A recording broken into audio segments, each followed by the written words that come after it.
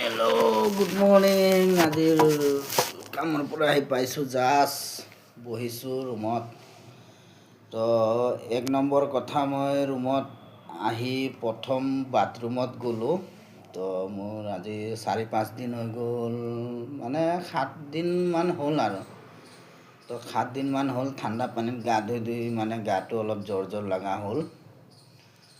তো মানে মই ভাবিছিলোঁ তো পানী গৰম কৰা ৰডটো বেয়া হৈ আছিলে। তো মই ভাবিলোঁ এবাৰ চেক কৰোঁ।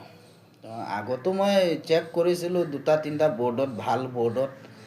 তো তথাপিও মানে ৰডটো কিবাই কৰা নাছিলে, গৰম হোৱা নাছিলে। তো মই আজি বাহিৰৰ বৰ্ড, যিটো বাহিৰত আছিলে বৰ্ড এটা, মানে 3 পিঙৰ আছিলে।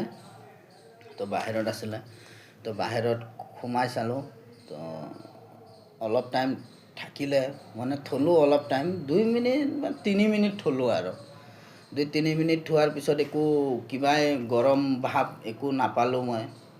মানে গৰম ভাৱ একো নাপালোঁ। তো নাপাওঁতে মই খুলিলোঁ।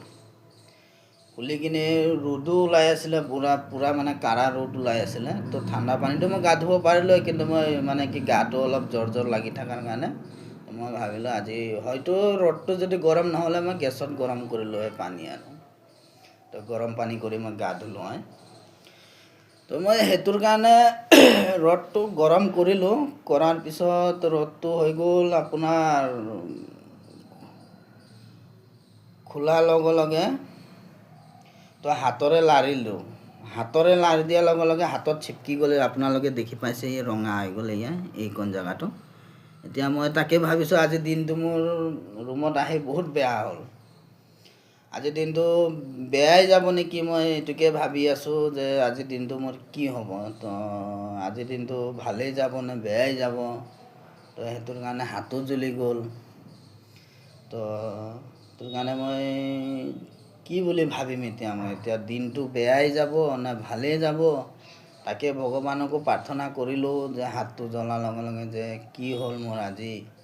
তো মই নাজানাত চুই দিলোঁ।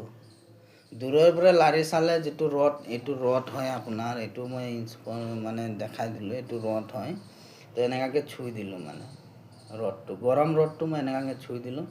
চুই দিয়াৰ লগে লগে ঝাটকা মাৰিলে মানে। তো চালোঁ, তো হাতটো পূৰা জ্বলি গ'ল আৰু। এতিয়া মই এইখন হাতৰে মই কামাই খাওঁ। এতিয়া এইখন হাতৰে মই যিকোনো কাম এইটো হাতৰে মই কৰোঁ। এতিয়া মই আটা লগাম কেনেকৈ, ৰুটি বেলিম কেনেকৈ, মই তাকে এতিয়া মালিকক ক'ব গ'লেও এতিয়া মালিকে বুজি নাপাব। কামটো মালিকক লাগে,